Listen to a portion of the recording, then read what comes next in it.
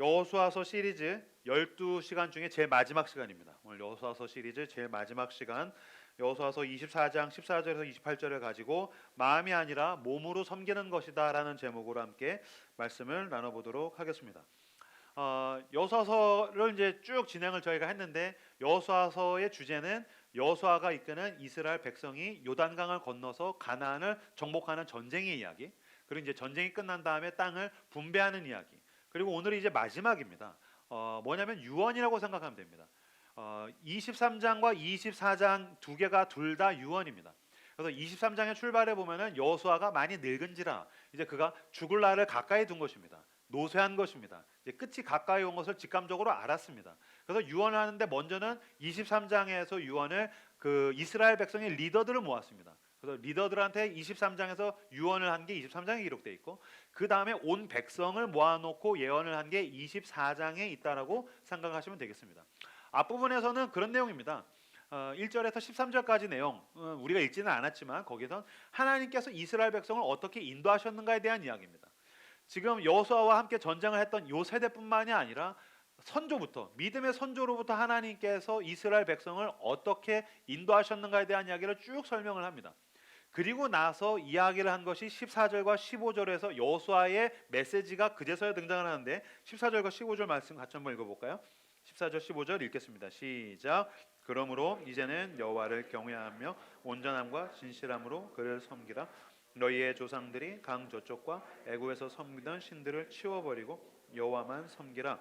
만일 여호와를 섬기는 것이 너에게 좋지 않게 보이거든 너희 조상들이 강 저쪽에서 섬기던 신들이든지 또는 너희가 거주하는 땅에 있는 아모리 족속의 신들이든지 너희가 섬길 자를 오늘 택하라. 오직 노라 하니. 14절 여호와를 경외하며 온전함과 진실함으로 그를 섬겨라.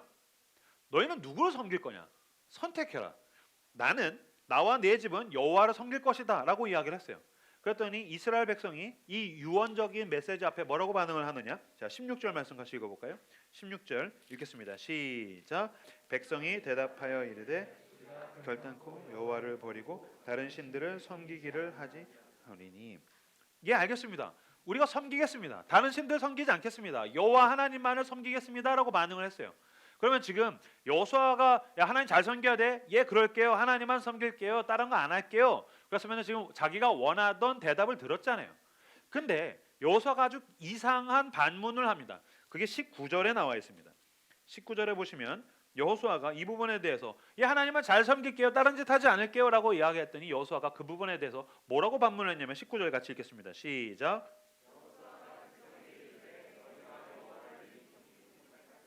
그는 거룩하신 하나님이시요 질투하시는 하나님이시니 너희 잘못과 죄들을 사하지 아니하실 것임이라. 아멘. 하나님 잘 섬겨? 예, 잘 섬길게요. 아니야 너네 하나님 못 섬겨. 이거 뭐 놀리는 겁니까? 하나님 잘 섬겨야 돼. 예, 잘 섬길게요. 아니야 너희는 하나님은 못 섬겨. 이 부분에 대해서 여호수아가 뭐라고 반문하냐면 너희는 하나님을 섬길 수가 없다. 하나님이 호락호락한 분이 아니다. 너희들은 하나님을 우습게 여기고 가볍게 여기면 하나님이 그냥 넘어가지 않는다. 너네는 하나님을 섬길 수 없다라는 아주 굉장히 괴이한 이야기를 하셨다는 거예요. 너희는 하나님을 섬길 수 없다. 그러면 여호수아가 왜 하나님을 섬기라고 하면서 하나님을 섬길 수 없다라고 이야기했는지, 오늘 설교는 크게 두 부분입니다. 왜 하나님을 섬길 수 없다라고 이야기했는지, 그렇다면 하나님을 섬긴다는 것은 어떤 의미인지에 대해서 두 부분으로 함께 나눠보려고 합니다. 첫 번째, 하나님을 섬길 수 없다는 것은 무슨 뜻인가? 이것도 두 가지로 보겠는데, 하나님을 섬길 수 없다는 것은 첫 번째로는 강조의 의미입니다. 강조, 반어법이라고도 이야기를 하죠. 강조를 하는 거죠. 너 이거 할 거야? 뭐 이렇게 너 이거 해. 밥 먹어. 뭐 해? 뭐 여보 빨래 해줘. 여보 청소해줘. 아 진짜? 안 해도 돼? 마음대로 해. 이랬을 때 반어법이죠. 반대로 이야기하는 것. 너는 할 수 없다 그랬었을 때 이건 하지 말라는 뜻이 아니라 더 잘해야 된다. 꼭 해야 된다라는 강조인데, 이 강조를 지금 뭐로 하고 있냐면은 반대와 저항을 통해서 필터링 작업을 하는 거죠.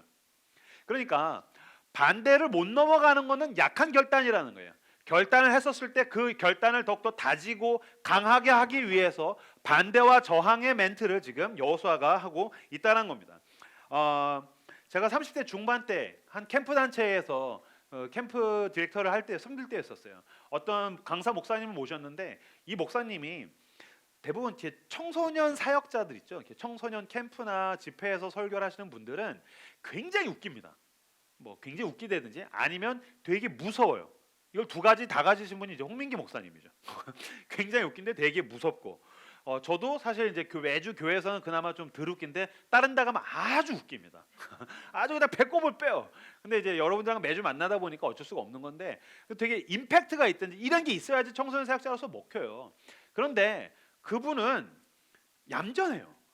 그리고 막 그렇게 웃기지도 않아요. 그냥 웃겨도 막 하하하 하는 정도예요. 그냥 뭐 재미있네 이 정도고 그냥 딴 거보다 이분이 가지고 있는 힘이 뭐냐면 진솔해요. 굉장히 진실하고 굉장히 진솔하신 거예요. 초반에 이렇게 듣는데 아 저래 가지고 이거 오늘 집회 애들 휘어잡을 수 있겠나 했는데 쭉 가고 가는데 그분이 그 하나님을 정말 진솔하게 사랑하는 마음이 전달되는 거예요. 아이들을 진솔하게 사랑하는 마음이 느껴지는 거예요.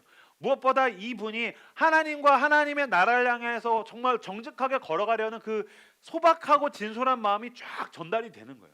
나중에는 30분 40분 넘어가니까 진짜 애들이 쫙 잡히는 느낌이 있는 거예요. 그래서 이제 드디어 이제 피크 타임이 왔어요. 하이라이트가 왔어요. 결단을 촉구하는 거예요. 그래서 이분이 딱 언성을 딱 높이면서 뭐라고 하냐면 예수 그리스도께서 너같이 오늘 죽어도 할 말 없는 우리 같은 죄인을 위해서 모든 걸 다 주셨다. 믿음은 그 하나님 앞에 우리가 가진 것을 모두 내어드린다라고 반응하는 것이다. 헌신하는 것이다. 내 삶을 드리는 것이다. 예수 그리스도가 내 인생의 주인이다. 자, 이 시간 나 같은 죽을 죄인을 구원하신 예수께 나의 모든 삶을 드리고 싶은 사람은 자, 이 무대 위로 올라오십시오 그랬어요. 콜링한 거죠. 내가 죽을 수밖에 없는데 나의 죄를 위해서 십자가 위에서 예수 그리스도께서 대신 죽으셨고 모든 걸 주셨다. 내가 그 은혜를 알고 있다. 이제 예수 그리스도가 내 인생의 주인입니다. 내가 주님께 모든 걸 드리고 싶다는 사람 다 나와 그랬어요. 그랬더니 진짜 그 자리에서 아이들이 벌떡 일어나서 막 걸어 나오기 시작하는 거예요. 아이들이 막 뜨겁게 막 설교 가운데 반응하던 이 믿음 가운데 반응하던 친구들이 그 자리에서 일어나서 막 나오니까 심지어는 막 자던 애들도 막 깨가지고 막 나오고 막 우물쭈물하고 막 어떻게 해야 되지 그런 애들도 막 일어나가지고 막 나오고 그러는 거예요. 우르르 나오는 거예요. 그래서 와, 야, 애들이 우르르 무대 위로 나가네. 근데 그때 막 나오고 있는데 이 목사님이 굉장히 또 이상하게 반응하셨어요. 잠깐 음악 꺼. 잠깐 아니야. 니네 너무 많이 나와. 잘 생각해. 예수 그리스도가 내 인생의 주인이라고 생각한 사람만 나와. 내 돈, 내 시간, 내 게임, 내 진로, 내 인간관계, 내 즐거움, 내 모든 것의 주인이 예수 그리스도라는 것을 고백하고 싶은 사람만 나와 그랬어요. 그랬더니 막 자다 깨서 나온 애들 이런 애들이 우르 들어가요. 막 덩달아서 나온 애들, 좀 막 멋쩍어서 나오는 애들이 난 그건 아닌 것 같아. 뭐 주인은 뭐 아니야. 그냥 애들은 나가서 나가려는 거였어. 그래서 우르르 들어가는 거예요. 한 3분의 1이 들어갔어요. 근데 여전히 3분의 2가 그 자리에서 막 무대 위로 막 올라오는 거예요. 그랬더니 목사님이 아니야. 잠깐. 니네 잘 생각해.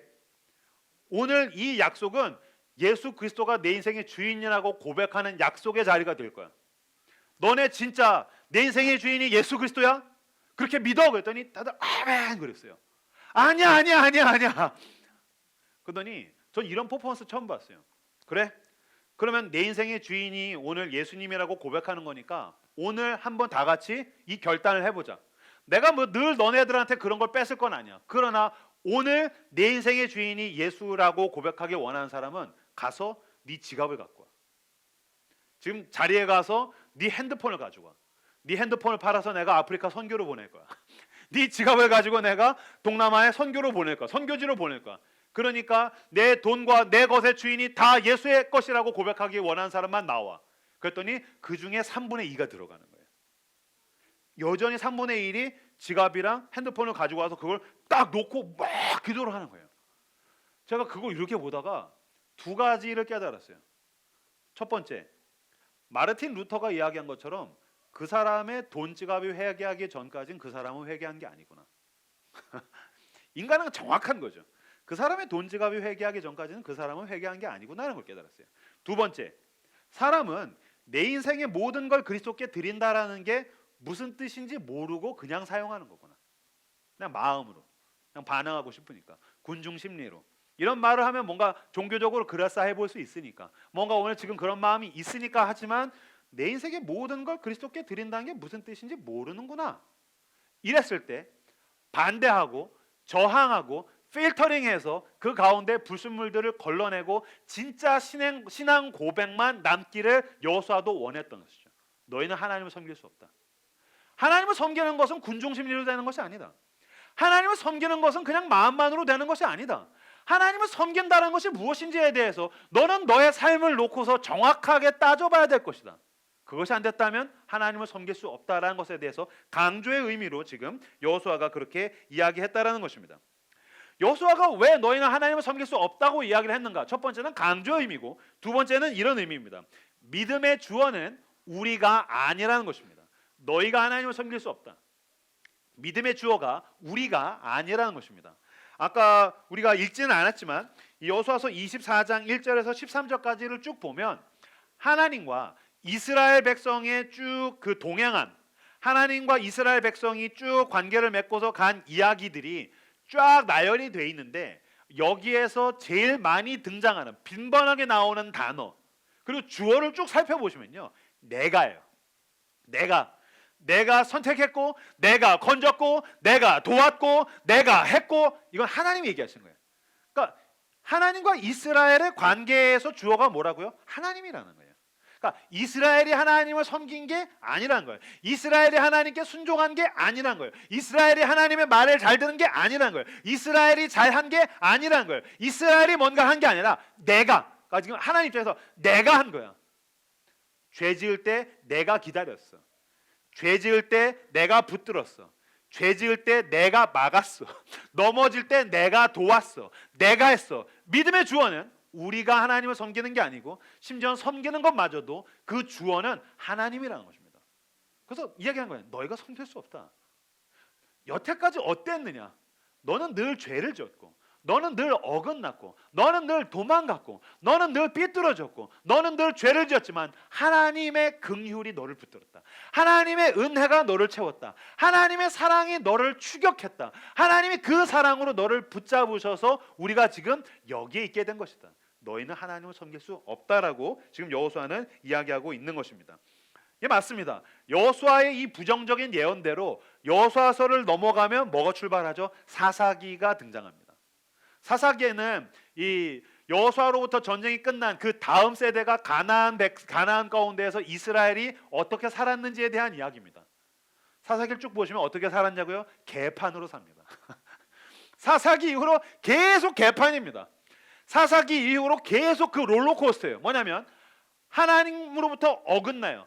그러면 어김없이 외세가, 다른 나라가 쳐서 부서뜨려요. 그럼 하나님 살려주세요라고 엎드려서 하나님과 관계가 회복돼요. 그럼 조금 살만해져요. 살만해지면 또 도망가요. 그러면 또 다른 민족들이 와가지고서 개판을 쳐요. 망쳐버려요. 망해요. 그러면 하나님 도와주세요라서 조금 올라올 만하면은 또 도망가요. 이게 계속해서 반복돼요. 지겨울 정도로 반복돼요. 그러다가 나중엔 나라가 망하게 되죠. 점점 더 이스라엘은요, 이스라엘만 놓고 보면 이스라엘과 하나님과의 관계는 점점 더 치국으로 치달게 돼요. 최악을 향해서 가게 돼요. 이스라엘의 운명은 최악을 향해서 가게 됩니다. 너희는 하나님을 섬길 수 없다. 너와 너희 가정과 이 사회와 나라와 교회의 운명은 점점 더 최악으로 가고 있다. 이거 어떻게 보면 우리랑 비슷하지 않습니까? 소망이 없다. 너에겐 더 큰 절망이 널 기다리고 있을 것이다. 더 큰 고난과 더 큰 어두움이 너를 찾아오게 될 것이다. 그런데 이 이스라엘이 최악을 향해서 점점 간다고 생각하지만 그 끝에 누가 오는 것이죠? 예수 그리스도가 오는 것입니다. 이 귀결이 지금 그리스도를 향해서 가고 있는 것입니다. 인간의 최악이 지금 그리스도를 향해서 가고 있는 것입니다. 아니죠. 인간이 최악을 향해서 가고 있을 때 결국에는 하나님의 아들이, 인간이 안 되니까, 너희가 하나님을 섬길 수 없으니까 직접 하나님의 아들이 이 땅에 오시는 것입니다. 이건 굉장히 모순적인 이야기죠. 무슨 뜻입니까? 인간이 최악으로 간다. 우리 안에 소망이 생기는 게 아니에요. 예수를 믿으면 내 인생이 희망 찾는 게 아니라고요. 우리는 자기 자신에 대해서 더 절망하게 됩니다. 나에 대해서 더 절망하게 되면 누구를 기대하게 되는 것입니까? 주님, 나를 불쌍히 여겨주십시오. 내 안에 선한 게 하나도 없습니다. 주님, 주님의 은혜만이 나를 살게 합니다.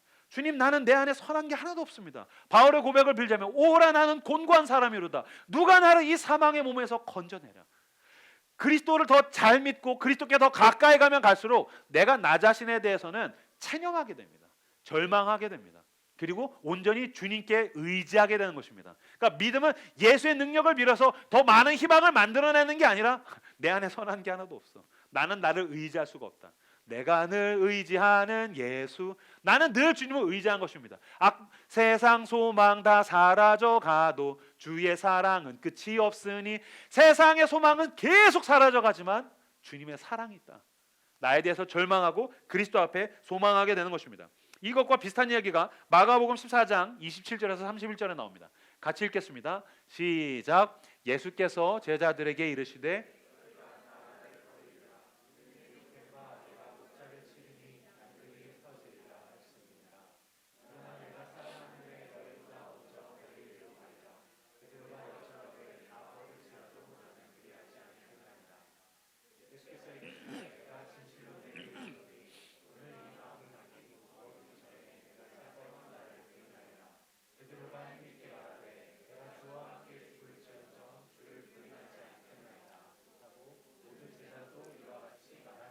아멘. 14장 27절에 예수께서 제자들에게 이르시되 너희가 다 나를 버리리라. 너희는 나를 섬길 수 없다. 너희는 다 도망가게 될 거다 그랬어요. 그랬더니 베드로가 아닙니다. 나는 이 새끼들이랑 다릅니다. 다 도망가지만 나는 죽을지라도 따라갈 겁니다. 그랬더니 예수님이 너는 닭이 울기 전에 3번 부인한다. 너는 닭이 울기 전에 나를 3번이나 부인한다. 베드로는 목숨을 걸고 싶었어요. 그건 진심이었어요. 문제가 있죠. 진심을 지킬 능력이 없는 거예요. 맞아요. 당신은 진심이었어요. 당신이 하나님 앞에 했던 그 고백은 진심이었어요. 당신이 사랑하는 연인에게 했던 그 고백은 진심이었어요. 당신이 자녀들에게 했던 약속은 진심이었어요. 당신이 이 교회 공동체에서 당신 주변에서 했던 그 선언, 선포, 결단은 진심이었어요. 그러나 문제는 우리는 그 진심을 지킬 수 있는 능력이 없다는 거예요. 당신은 당신의 생각보다 훨씬 더 무력한 존재입니다. 당신은 당신의 약속을 지킬 수 없는 절망적인 존재입니다. 베드로의 신앙이 어디서 출발하느냐면 이때 나는 목숨 걸고 당신을 쫓아가겠습니다. 이 날이 아니에요. 예수님이 고문 받으시는데 멀찌감치 따라가는 거죠. 거기서 한 여자아이가 예수님 따라가던 사람이죠. 아니야. 말투가 그 동네 사람인데 아니야.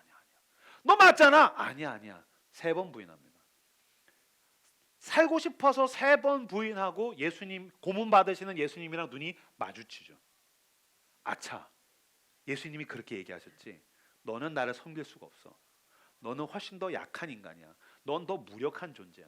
넌 너 자신에 대해서 절망하게 되는 날이 올 거야. 아, 그렇구나. 그리고 나가서 그 밤에 통곡을 합니다. 저는 그 구절 완전히 내 마음이랑 너무 비슷해요. 그 밤에 베드로가 나가서 통곡하니라. 그 눈물은 뭐였을까요? 나는 왜 내 약속을 지키지 못하는 이런 한심한 인간인가? 나는 내 결단조차 지키지 못하는 이런 한심한 인간인가? 주님이 나에게 어떻게 하셨는데 내가 또 이런 죄를 짓고 주님을 멀리할 수 있는가? 등 돌릴 수 있는가? 오라 나는 곤고한 사람이로다. 누가 나를 이 사망의 몸에서 건져내랴? 나 자신에 대해서 절망하며 통곡하던 그날 베드로의 신앙이 시작하는 것입니다. 주님, 나는 은혜가 아니면 아무것도 아닙니다. 주님, 나는 당신의 긍휼히 여기심이 아니면 나는 아무것도 아닙니다. 내가 나 자신에 대해서 온전히 절망할 때 비로소 우리는 그리스도를 온전히 의지하게 됩니다. 나 자신에 대해서 온전히 절망할 때 비로소 우리는 그리스도께 온전히 소망을 의탁할 수 있는 것입니다. 예수를 믿어서 남들보다 더 긍정적인 사람이 되는 것이 아닙니다. 나 자신을 보면 절망하게 됩니다. 가족을 바라보면 절망하게 됩니다. 이 사회를 바라보면 절망적입니다. 그렇기 때문에 우리는 예수 그리스도를 기다립니다.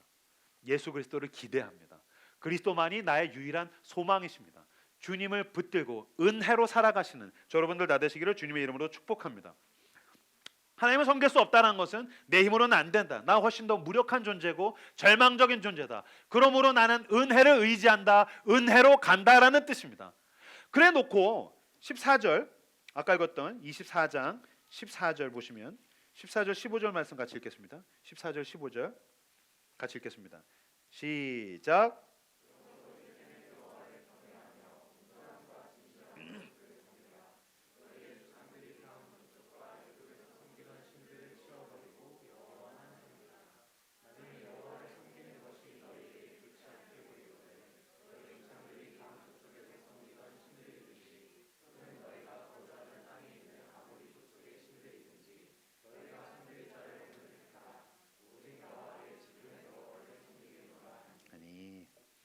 너희는 섬길 수 없다 그래 놓고 여호수아는 나와 내 집은 하나님을 섬길 것이다 라고 이야기를 해요.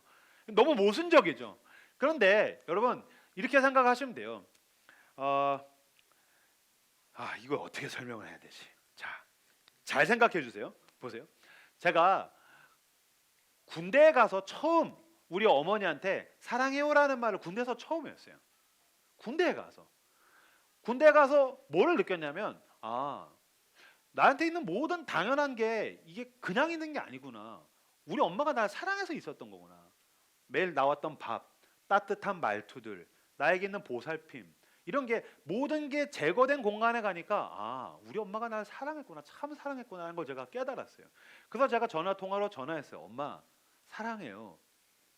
근데 보세요. 군인이 지금 사랑은 뭘 해줄 수 있는 게 하나도 없잖아요. 그렇죠? 해줄 수 있는 게 아무것도 없어요. 여기서 말하는 사랑한다라는 말은 뭐냐면 나를 어떻게 사랑하셨는지 내가 알겠어요 라는 뜻인 거죠. 그러니까 아래에서 위를 향해서 사랑한다라는 말은 진짜 사랑할 수 있는 게 아니고요. 어떻게 나를 사랑하셨는지 알겠습니다라는 것에 대한 반응인 거예요. 하나님과 인간 사이도 마찬가지예요. 인간이 하나님 사랑한다고요? 사랑하지 못해요. 하나님은 나를 어떻게 사랑하셨는지 내가 알겠습니다. 그것에 대한 반응을 할 때 사랑해요, 섬기겠습니다 라고 이야기를 하는 거예요. 하나님 우리를 사랑하고 하나님 우리를 섬기고 하나님 우리를 지켜주신 거랑 우리가 하는 거랑은 달라요. 그거는 하나님과 우리 위아래 관계도 마찬가지고요. 부모와 자식의 사랑의 관계도 마찬가지예요. 이거 부모들 아까 보니까 일부 예배 때 아직 미혼들은 왜 그러는데 부모들은 완전 공감할 거예요. 제가 결혼하고 나서 느낀 게 있어요. 깨달은 게 있어요. 뭐냐면 자식은 부모를 사랑하지 않아요. 자식은 부모를요 사랑할 수 없어요. 아래에서 위를 사랑하지 않고요 사랑할 수가 없어요. 뭐냐면 애를 낳지 않습니까? 그러면 기저귀를 계속 갈아주겠죠. 물론 이제 여기 제 아내가 있으니까 저보다는 제 아내가 훨씬 몇십 배, 몇백 배 많이 갈았죠. 제가 많이 갈았다고 하면 뭐 언제 네가 그랬느냐 뭐 이런 얘기를 들을 수 있기 때문에 제가 갈았죠. 근데 뭐 악의띠를 하고 애가 넘어지면 일으켜주고 실수하면 또 말을 걸고 가서 뒤치다꺼리하고 책임져주고 계속 그거를 반복하다가 느낀 게 있어요. 기저귀를 갈다가 느끼는 게 있어요. 넘어질 애 일으켜 세우고 타이르고 안아주고 들고 다니고 그러면서 뒤치다꺼리하면서 알게 된 게 있어요.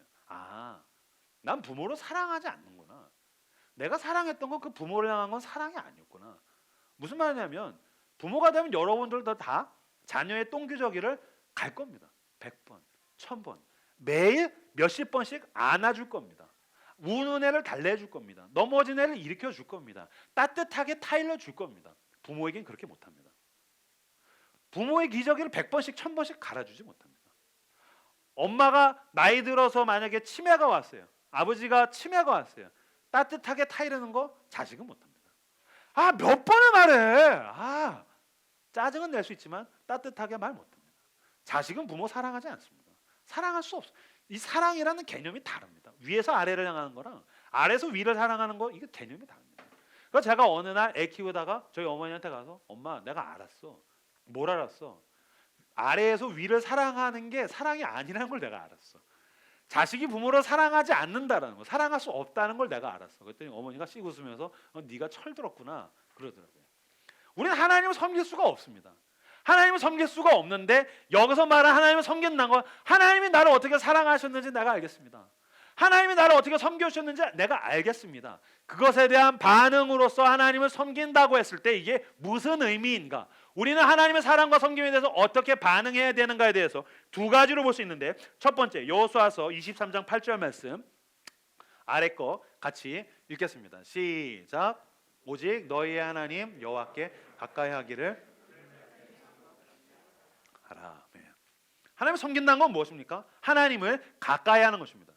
23장 여호수아서 23장 8절에서 여호수아가 오직 너희의 하나님 여호와께 가까이 하기를 오늘까지 행한 것 같이 해라. 하나님을 가까이 해라 그랬어요. 근데 이게 영어 성경으로 hold tight라고 나왔어요. hold tight. hold tight이 무엇입니까? 완전히 붙들려 있는 거죠. 완전히 꽉 붙잡는 것이죠. 저희 딸이 막 달려와서 저한테 꽉 앵기듯이 나 은유라 그럼 막 매달려 있듯이 하나님을 섬긴다는 건 하나님을 가까이 하고 하나님께 붙어 있는 것입니다. 이게 히브리어 원어로는 용접하다라는 뜻이에요. 너희는 하나님께 용접되어야 된다. 하나님이 너희를 어떻게 사랑하셨느냐? 하나님이 너에게 어떤 은혜들을 베푸셨느냐? 그걸 안다면 너희는 세상에 붙어 있고 세상에 가까이 하는 것이 아니라 하나님께 용접되어 있어야 된다. 하나님께 완전히 hold tight, 완전히 사로잡혀 있어야 된다. 붙들려 있어야 된다라고 이야기하고 있는 것입니다. 그렇죠. 사랑은 붙어 있는 겁니다. 사랑을 하게 되면 붙어 있기 시작합니다. 처음에는 마음이 붙어 있죠. 연애할 때, 그렇죠. 마음이 붙죠. 계속 떠오르죠. 마음만 붙습니까? 생각하니까 기분이 좋네. 자 이제 생각하지 말아야겠어. 아니죠. 하루 종일 생각이 막 나는 거죠. 마음만 붙습니까? 아니죠. 마음이 붙기 시작하면 몸이 붙습니다. 발길이 붙습니다. 손이 붙습니다. 교회 안에서 이렇게 몰래 지들끼리 사귀어도 귀신같이 알아냅니다. 뭘 알아내냐면 그 남녀의 거리감을 보면 됩니다. 그게 마음의 거리도 있지만 물리적인 거리가 쟤랑 왜 자꾸 붙어 다니지? 저것들 하면 100%예요. 마음이 붙으면 몸이 붙는 겁니다. 눈길이 붙는 겁니다. 안 보려고 하는데도 눈길이 계속 붙는 겁니다. 손이 붙는 겁니다. 시간이 붙는 겁니다. 돈이 붙는 겁니다. 계속해서 붙게 되는 것입니다. 저도 제가 연애하던 그 초반을 기억합니다. 저는요 경기도 북부 동두천 살았고 제 아내는 안산에서 대학을 다녔었어요. 그러면 지하철만 2시간 반 거리예요. 출발해서 도착하면 3시간 반 걸려요. 어느 날 길을 걷다가 보고 싶네 하고 정신 차렸는데 안산역에 도착해 있는 저를 발견했어요. Hold tight. 붙어 있는 겁니다. 자석처럼 끌려가는 겁니다. 당연하죠. 손주를 낳지 않습니까? 할머니 할아버지들이 계속 손주 자랑을 해요. 아니 뭘 자랑해? 얘는 그냥 생명체예요. 그냥 굴러다니는 할 줄 아는 거라고 똥 싸는 거밖에 없어요. 근데 그걸 자랑한다고요.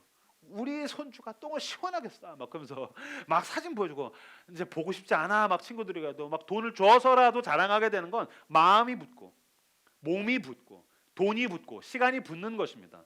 취미도 마찬가지입니다. 취미를 하면 마음이 붙죠. 그리고 몸이 붙는 겁니다. 내가 낚시하는 사람은 새벽같이 낚시를 하고 골프하는 사람은 새벽같이 골프를 치고 계속해서 몸과 마음이 붙게 되는 것입니다. 하나님 지금 그 이야기를 하시는 것입니다. 너가 지금 어디에 붙어 있느냐? 너는 무엇을 가까이 하느냐? 나와 내 집은 여호와를 섬기겠다라고 이야기한 여호수아처럼 하나님을 가까이 하고 하나님께 붙어 있는 저 여러분들 다 되시기를 주님의 이름으로 축복합니다. 어떤 사람들은 하나님을 가까이 하고 하나님께 붙어 있다 보니까 발생하는 이야기들이 있어요. 하나님 나를 어떻게 사랑하셨는지, 이번 주 가운데 말씀을 묵상하다가 깨달은 것들, 내가 하나님 앞에서 기도하다가 느낀 것들, 하나님이 나를 얼마나 사랑하신가에 대한 그 마음에서 막 샘솟는, 마치 우물에서 막 물이 터져나오는 것 같은 이야기들을 막 하는 사람이 있어요. 반면 어떤 사람은 할 얘기가 없는 사람이 있어요. 왜냐하면 하나님으로부터 멀어져 있기 때문이죠. 하나님과 나 사이에서 일어난 일이 없기 때문에 그래요. 그래서 구태여 내가 무슨 일이 있었지? 작년에 울고 먹던 이야기를 떠올려 보자. 자, 5년 전에 선교 갔던 얘기를 한번 떠올려 보자. 자, 10년 전에 예수 믿은 얘기를 나도 한번 해보자. 그래서 내가 꿀리지 않아야겠어. 옛 것을 울고내야지 할 말이 있다면 당신은 지금 하나님을 가까이 하셔야 됩니다. 당신의 삶 가운데에서, 일상 가운데서 하나님께 붙어 있고 하나님과 가까이에서 하나님과 나 사이에서 발생하는 놀라운 이야기들이 여러분의 삶 가운데 가득하게 되시기를 주님의 이름으로 축복합니다. 하나님을 섬긴다는 것 두 번째는 이것입니다. 믿음은 몸의 상태에 대한 것이라는 것입니다. 자, 24장 15절 말씀을 같이 앞에 있는 화면에 있는 이야기들을 읽도록 하겠습니다. 시작. 만일 여호와를 섬기는 것이 너에게 좋지 않게 보이거든 너희가 섬길 자를 오늘 택하라. 오직 나와 내 집은 여호와를 섬기겠노라. 아멘. 만일 여호와를 섬기는 것이 너에게 좋지 않게 보이거든 중략 너희가 섬길 자를 오늘 택하라. 오직 나와 내 집은 여호와를 섬기겠노라. 하나님을 섬기는 게 뭐라고요? 뭔가 좋지 않게 보이면 거기로 간대요. 그러니까 뭐가 좋아 보이면 사람은 거기로 간다라는 거예요. 그러니까 하나님을 섬긴다라는 거는 마음속에서 있는 게 아니라는 거예요. 제임스 스미스가 얘기했어요. 하나님을 섬기는 것, 믿음은 정신적 상태에 대한 것이 아니라 몸의 상태에 관한 것이다. 믿음은 정신적 상태에 관한 것이 아니라 몸의 상태에 대한 거라는 거예요. 그 사람의 애티튜드, 그 사람의 컨디션, 그 사람의 발걸음, 몸의 상태, 그 사람이 하루를 살아가는 몸의 상태가 예수 그리스도가 내재화되고 하나님의 말씀을 추구하고 하나님의 말씀과 가깝고 몸의 상태가 하나님의 말씀으로 내가 붙어있지 않으면 그건 믿음이 아니라는 거예요. 믿음은 정신적 상태에 대한 이야기가 아니에요. 믿음은 철저하게 몸의 상태에 관한 것이라는 것입니다. 사람은 좋아 보이는 것을 향하여서 내 모든 삶을 걸어서 추구하기 때문이죠. 그리고 그게 추구하고 따라가고 시도하고 실천하다가 보면은 무의식적 자동화. 제임스 스미스는 이거를 습관이라고 얘기했어요. 무의식적 자동화. 무슨 말이냐면 그냥 냅둬도 그렇게 움직인다라는 거예요. 마치 내가 은율이를 유치원에 데려다 줘야지. 은율아 차를 타. 차를 타면은 길을 잃어버리면 안 돼. 여기서 반드시 우회전을 해야 돼. 여기서 쭉 가야 돼. 저기서 좌회전해야 돼. 아니죠. 다른 생각을 해도 저는 자연스럽게 습관에 의해서 저희 딸을 유치원으로 데려다 줄 수 있어요. 이게 습관, 무의식적 자동화라고 이야기하죠. 제 몸에 배어있는 몸의 상태는 아침에 저희 딸을 등원시키는 것입니다. 마찬가지로 믿음은 하나님을 추구하는 몸의 상태입니다. 무의식적 자동화가 되어 있는 것입니다. 습관적으로 하나님의 말씀을 내재화하고 하나님의 말씀을 향해서 시도하고 실천하고 내 모든 삶을 가지고서 하나님을 추구하는 것을 믿음, 그 몸의 상태를 믿음이라고 얘기한다는 거죠. 화장실에 가면 요새 에어드라이어가 있어요. 왕 하는 거 있죠, 이렇게. 손 씻고서 이렇게 나 그 소리가 너무 싫고, 바람을 맞으면 손이 따가워요. 이걸 계속 이러고 있는 것도 그렇고, 무엇보다 화장실에 오래 있는 게 싫어요. 내 뒤에 줄 쓴 것도 싫고, 그리고 무엇보다 저는 좀 아날로그 인간이고 촌스럽고 우매하고 어리석고 난 무력하고 죄인이라서 저는 그냥 휴지를 씁니다. 휴지를 쓰거나 휴지가 없으면 그냥 바지에다 닦아요. 물론 알아요.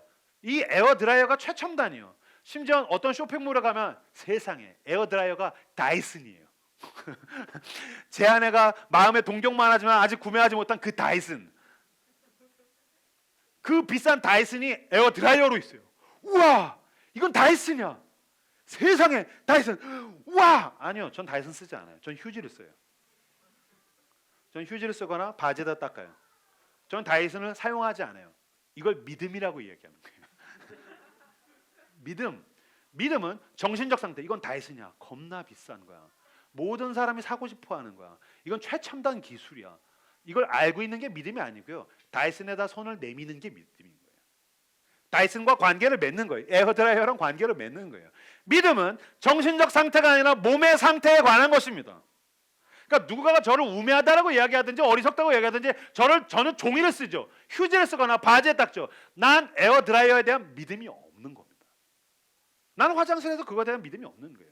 어떤 사람은 커피를 드립으로 내려 먹고 어떤 사람은 네스프레소로 먹고, 그렇죠? 어떤 사람은 책을 좋아하고 어떤 사람은 드라마를 좋아하고, 우리가 무언가 좋아 보이는 걸 추구하죠. 무언가는 몸의 상태를 선택하고 그걸 가지고서 우리가 라이프 스타일을 만들어가고 있죠. 예, 맞습니다. 믿음은 라이프 스타일이에요. 몸의 상태에 관한 것입니다. 믿음이 나의 라이프 스타일을 형성하고 있지 않다면, 그래서 하나님으로부터 어긋나고 있다면 당신은 불신자입니다. 당신은 세상을 향해 나가게 될 것입니다. 결국엔 좋아 보이는 것을 추구하게 될 것입니다. 휴지가 더 좋아 보여. 나는 에어드라이어보다 휴지가 더 좋아 보여. 하나님을 믿는 건 고리타분한 것 같아. 죄 짓는 게 더 좋아 보이는 것 같아. 그냥 세속적으로 사는 게 더 좋아 보이는 것 같아. 당신은 무엇이 좋아 보입니까? 하나님을 믿는 게 좋아 보이고, 하나님의 사람들이 좋아 보이고, 성경에서 약속하신 것들이 좋아 보이고, 성경에서 하나님의 앞에 충성하고 순종하며 살아간 사람들이 좋아 보여서, 주님, 나도 내 주 예수 그리스도처럼 살기를 원합니다. 내 몸의 상태를 예수님처럼 만들어 가시는 저 여러분들 다 되시기를 그리스도 이름으로 축복합니다. 너희는 하나님을 섬기라라고 얘기했는데, 유진 피터슨의 메시지 성경에는 예배하라라고 나왔어요. 그렇죠? 하나님을 섬기는 건 예배하는 것입니다. 너희는 누구를 예배할 것이냐? 우리가 지금 주일에 예배로 모였죠.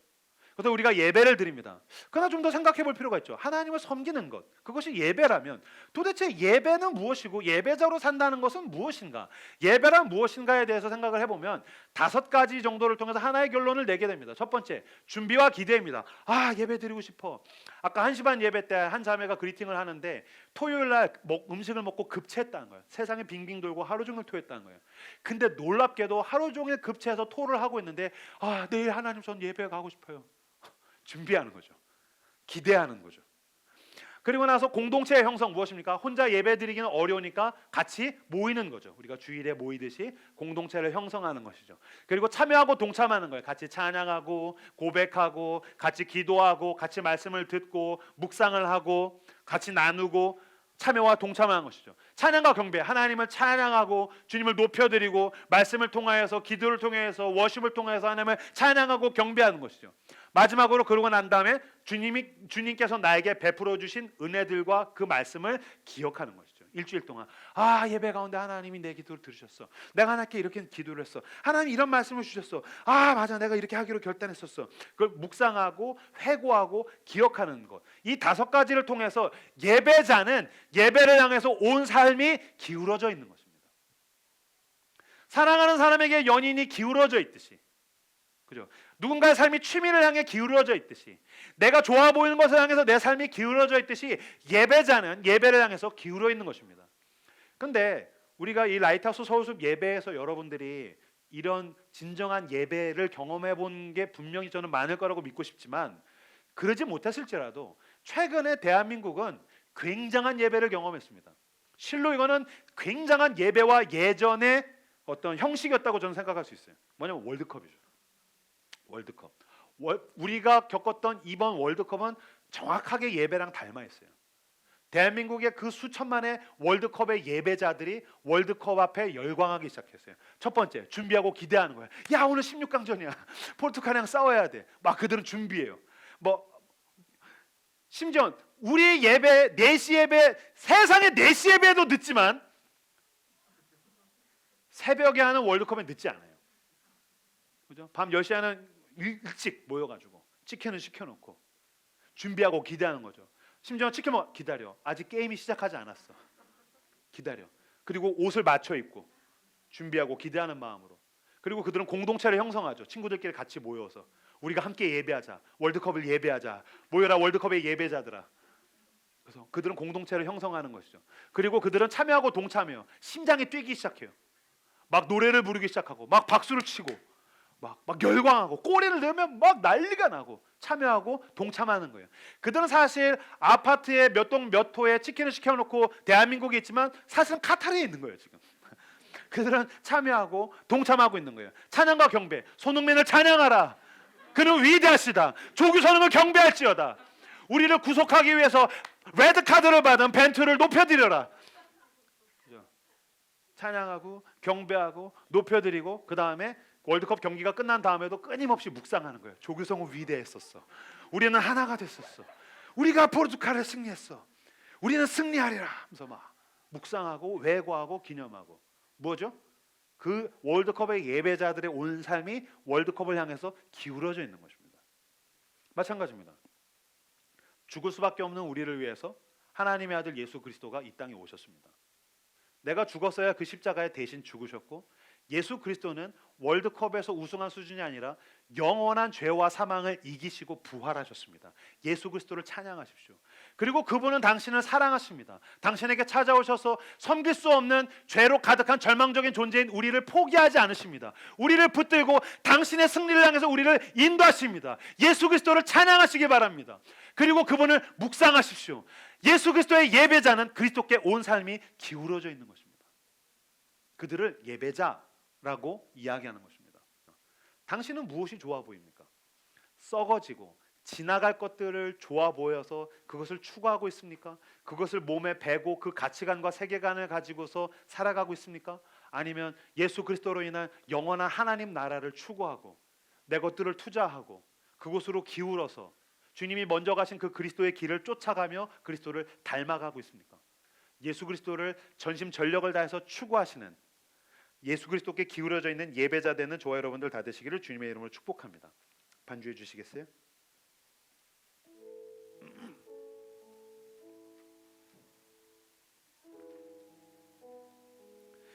나는 무엇이 나에게 좋아 보입니까? 나는 무엇을 추구하고 정신적 상태뿐만이 아니라 나는 내가 가지고 있는 이 몸으로, 육체로, 시간으로, 돈으로 나는 무엇을 향해서 기울어져 가고 있습니까?